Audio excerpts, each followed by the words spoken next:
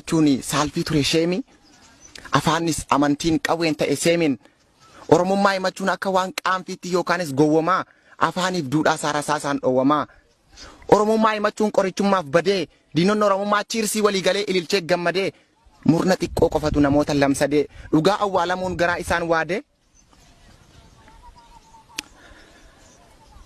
sadarkaa namoonni murtaa'uun yeroos of baranii daa'imman xixiqqoo qarshii karameellaaf gubbootti hiranii an oromoo jedhe yerootti turani isa yeroo sana oromummaa himachuun qaanfii ture sheemi afaanis aadaanis qawween ta'e seemin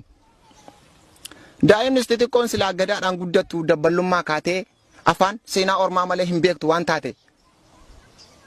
sadarkaa namoonni murtaa'uun yeroos of baranii daa'imman xixiqqoo qarshii karameellaaf gubbootti hiranii an oromoo jedhe yerootti turani har'a garuu galanni kan waaqaaf abbaa ijaaree diigaa qabsaa'ota oromoos warreen oromummaa kanaan gahan dhiigan har'a garuu kan duraan nuun tolles alagaa in normaa kan duraan an oromoo jennaan nu duukaa utaalu nurraa kutuuf mormaa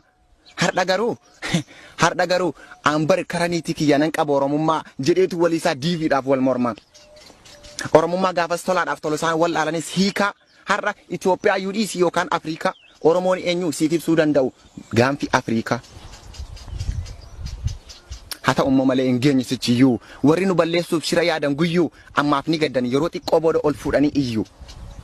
har'a immoo ummanni oromoo xiqqaa guddaa marti jaarsi nama guddaa ijoollee fi jaartii dookteera injineera weellistoonni aartii dhaabonni siyaasaa yookiin warri paartii waan qabduun qophaa'e farda kee luugami fedhu gilaashaa of kabachiisuun dhiigaan malee hin jiru bitadhu kilaashaa malee bilisummaan mana siif hin dhuftu adeemte bilaashaa.